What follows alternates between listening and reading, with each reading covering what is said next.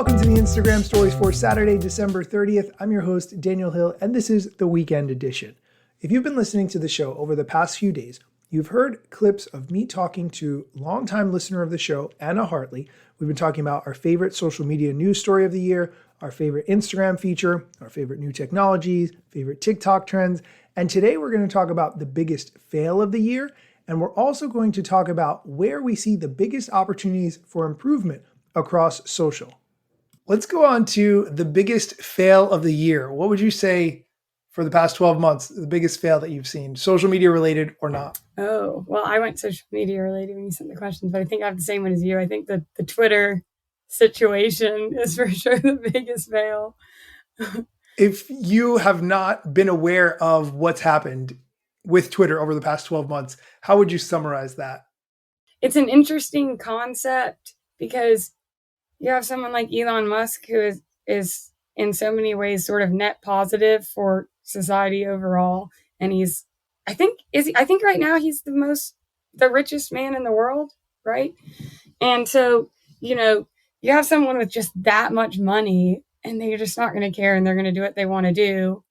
And then, and which causes all these social issues as well when you're taking over something like a Twitter, even though in some ways so much of his personality is wanting to help society in all these other ways. But I don't know. I guess you're just seeing the person and how much money, and I don't know. And he's not, in my opinion, he's also not the most socially in tune, super smart in other ways, but he's not as socially in tune. So it's not shocking to me that he bought this social animal and kind of exploded it, and then it kind of imploded on itself. And yeah, that's never been his strong suit. So it's kind of a train wreck.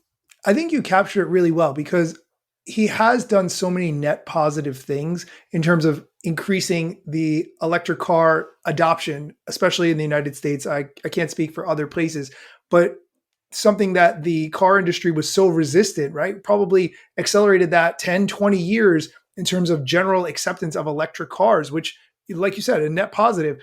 But you realize for all that positivity, Twitter has become just a negative environment where when he came in, I can make it profitable. I can turn it around. That was his attitude. He fired so many people. That part was the worst for me. So sad. Yeah, those people did not do anything to deserve being laid off just because he came in and wanted to make the company profitable.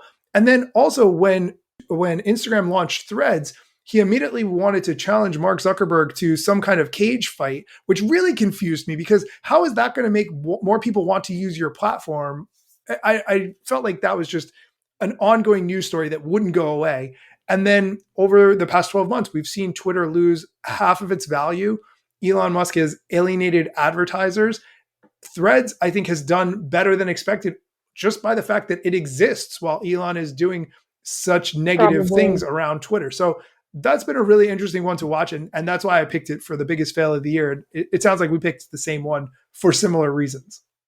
Yeah, that may be one of those like stay in your lane lessons that he's unfortunately learning in front of the whole world. And, and I guess unfortunately for Twitter, he's rich enough it doesn't matter because I think after he bought Twitter, he was like sixth richest, and even now he's back up to number one. But I think the SpaceX and the techie sciencey stuff is probably more his avenue.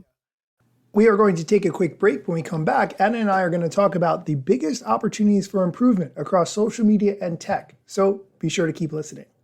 And we're back. Just to recap, Anna Hartley and I have been talking about social media and tech over the past 12 months. And now we're going to talk about the biggest opportunities for improvement across social media and tech.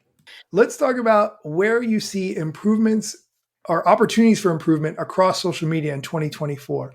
The one that everyone's been saying forever, but sort of which has gotten better this year, but the cross posting with Facebook and Instagram and how all that functions, and not being able to tag this person even though the accounts are linked, and this reel not being able to go up even though this is linked, and sometimes it's working and sometimes it's not. Or I actually got a call yesterday from my old roommate helping somebody, and she's like, I can't get the pictures on Instagram to be different sizes in my carousel, but on Facebook, it can do it through the meta.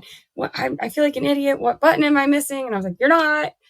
I actually heard they're working on that, but you're not. You can't. Poor thing had been sitting there for an hour, I'm sure, trying to figure this out, and finally called me, and you can't do it, and just some really simple things like that where you're like, all right, you guys really got to talk to each other and sort this stuff out. I was thinking about how much I want the platforms to be able to communicate to me why I should use one platform over another. And I think that's something that the platforms have stressed, of how much you should be customizing your content for each platform. Like, you shouldn't just make it in TikTok, download it with the watermark and post it on Instagram. Like, okay, that's a given, and I get that. But how much time am I really supposed to be spending on this? Because I don't want to spend any customizing it or making it any different from the platforms. I want to post it one place and have it go everywhere. And I don't want to waste any time on captions, hashtags, all that.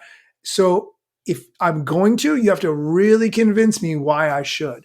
And when there's so many places, I can post a video to Instagram, TikTok, Facebook, Threads, YouTube, Shorts. There's too many, and I don't understand why. So I'm looking for the platforms really to be more clear in 2024 about why you should post any type of content on which platform and the reason for doing that.